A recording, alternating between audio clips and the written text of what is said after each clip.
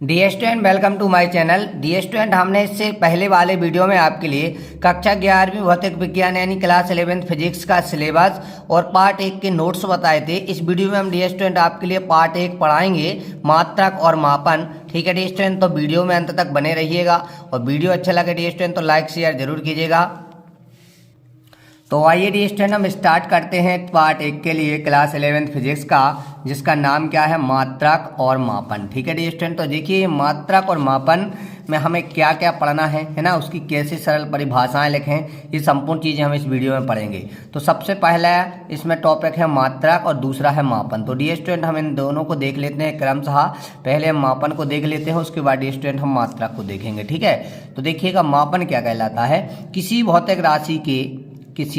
भौतिक राशि के मापन का अर्थ है उसका संदर्भ मानक से तुलना करना। क्या अर्थ है डियर स्टूडेंट, कोई भी भौतिक राशि है, जैसे लंबाई हो गई, चौड़ाई हो गई, ऊंचाई हो गई, तो इसको किस में नापते हैं, मीटर में नापते हैं ना डियर स्टूडेंट। तो वही ये कह रहे हैं कि किसी भौतिक राशि के मापन का अर्थ है उसके संदर्भ मानक से तुलना करना। संदर्भ मानक सर्वमान उसी प्रकार का ही भौतिक राशि होती है डियर स्टूडेंट। सीधी बात यह है कि मापन का मतलब है जो राशियां होती हैं उनको किस तरीके से मापते हैं, किस इकाइयों में मापते हैं, ये संपूर्ण चीजें इसमें बताते हैं। ठीक है, तो जैसा कि हमने आपके लिए बताया है अभी रिसेंटली, तो आपके लिए हम डियर स्टूडेंट है, हमने अभी आपको रिसेंटली इसकी डेफिनेशन बताई है मापन की। ठीक है, कि किसी भौतिक राशि के मापन का अर्थ है उसका संदर्भ मानक से तुलना करना। जैसे आपने पढ़ा होगा लंबाई। ठीक है डियर स्टूडेंट, क्या पढ़ा होगा आपने, लंबाई पढ़ा होगा, और लंबाई का मात्रक क्या होता है, मीटर होता है। ठीक है, तो लंबाई का मात्रक मीटर। ठीक है, ऐसा ही आपने चौड़ाई पढ़ा होगा डियर स्टूडेंट, तो चौड़ाई का मात्रक भी क्या होता है, मीटर होता है।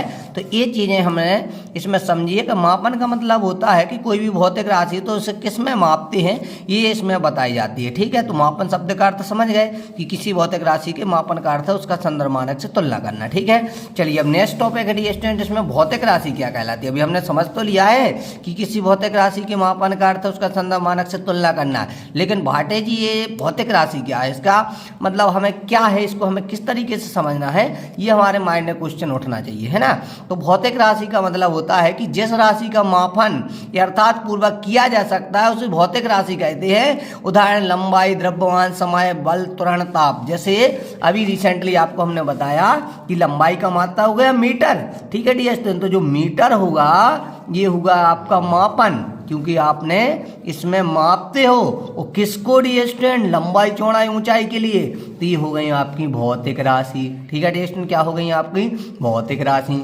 ठीक, तो आपके लिए दो शब्द समझ में आ गए, एक मापन, दूसरा भौतिक राशि। अब समझते हैं मात्रक। अभी हमने बताया लंबाई का मात्रक मीटर, तो ये मात्रक क्या कहलाता है डियर स्टूडेंट, इसको भी आप समझ लीजिएगा। तो मात्रक का मतलब होता है डियर स्टूडेंट किसी भौतिक राशि के मापन के लिए प्रयुक्त संदर्भ मानक को उस राशि का मात्रक कहते हैं। किसी भौतिक राशि के मापन के लिए प्रयुक्त जो संदर्भ मानक हो उसी राशि को डियर स्टूडेंट उस राशि का क्या कहते हैं, हम मात्रक कहते हैं। कहने का मतलब ये हुआ कि अभी जैसे हमने आपको बताया कि लंबाई को किस में नापते हैं, मीटर में नापते हैं, तो जो मीटर है ये क्या हो गया, इसका मात्रक हो गया। जैसे डियर स्टूडेंट द्रव्यमान ले लें हम, तो द्रव्यमान का मात्रक क्या होता है, केजी होता है, किलोग्राम होता है।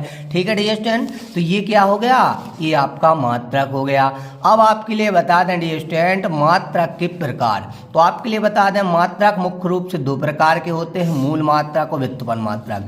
मूल मात्रक का मतलब होता है कि मूल मात्रक उन मात्रकों को कहते हैं जो पूर्णतः स्वतंत्र होते हैं तथा जिन्हें अन्य मात्रों के व्युत्पन्न नहीं किया जा सकता, उन्हें क्या कहते हैं, हम मूल मात्रक कहते हैं। डियर स्टूडेंट, मूल मात्रक का सीधा तात्पर्य ये है कि ये अपने आप में स्वतंत्र होते हैं, किसी पर निर्भर नहीं होते हैं। ठीक है ना, तो ये क्या कहलाते हैं, आपके मूल मात्रक कहलाते हैं। व्युत्पन्न मात्रक का मतलब है कि उन मात्रकों को, है ना, जिनको अपन व्युत्पन्न कर सकते हैं, व्युत्पन्न किया जा सकता है, मतलब उन मात्रा को व्युत्पन्न मात्रा कहते हैं जो मूल मात्रकों से व्युत्पन्न किए जा सकते हैं, उन्हें क्या कहते हैं, हम डियर स्टूडेंट व्युत्पन्न मात्रा कहते हैं। अभी दोनों को आप अच्छे से समझिएगा, मूल मात्रा को, व्युत्पन्न मात्रा को, इन दोनों को हम डिफरेंस आपके लिए बता देते हैं कि मूल मात्रा को व्युत्पन्न मात्रा में क्या डिफरेंस है, तो आपके लिए अच्छे समझ में आ जाएंगे मूल मात्रक और व्युत्पन्न मात्रक।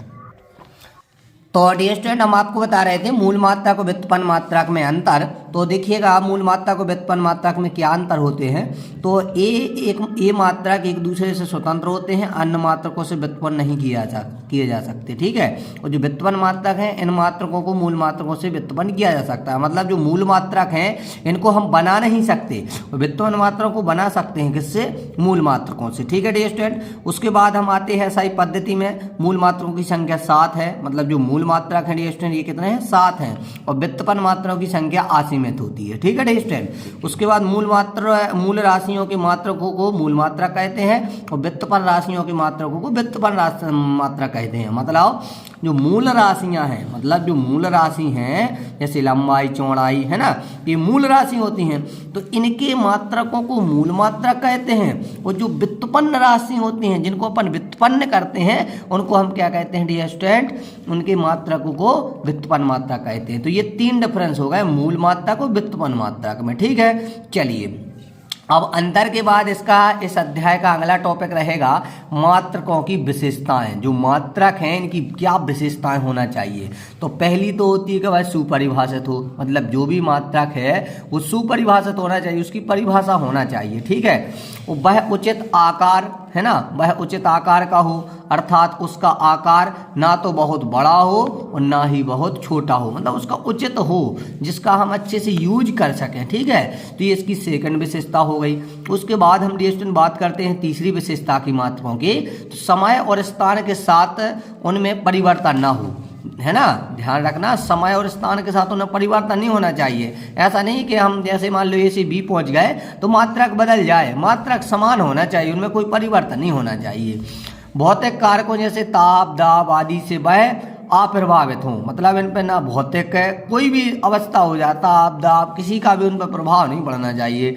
और वह सर्वमान हो, सब जगह मान हो। ऐसा नहीं कि हम भारत छोड़ के अमेरिका चले जाएं तो लंबाई का मात्रक मीटर की जगह वहाँ बदल जाए, ऐसा नहीं होना चाहिए, वो सब जगह सर्वमान होना चाहिए, ठीक है डियर स्टूडेंट। तो ये है मात्रकों की विशेषताएं। उसके बाद आ जाते हैं डियर स्टूडेंट मूल मात्रक है ना, उनकी मात्रक और संकेत। उसके बाद डियर स्टूडेंट हम इनके लिए आज आपको बता देते हैं कि तो डियर स्टूडेंट अभी हम आपको बता रहे थे कि जो आपके 7 मूल मात्रक हैं, ठीक है ना, इनके क्या क्या मात्रक हैं मूल राशियों की हम आपके लिए बता रहे थे। तो देखिए सबसे पहला होता है लंबाई। लंबाई का मात्रक होता है मीटर, उसे एम से दर्शाते हैं। द्रव्यमान का मात्रक होता है किलोग्राम, इसे केजी से दर्शाते हैं। समय का होता है सेकंड, इसे एस से दर्शाते हैं। ताप का होता है केल्विन, इसे के से दर्शाते हैं। ज्योति तीव्रता का होता है कैंडेला, इसे सीडी से दर्शाते हैं। विद्युत धारा का होता है एम्पियर, इसे कैपिटल ए से दर्शाते हैं। पदार्थ की मात्रा का होता है मोल, इसे MOL से दर्शाते हैं।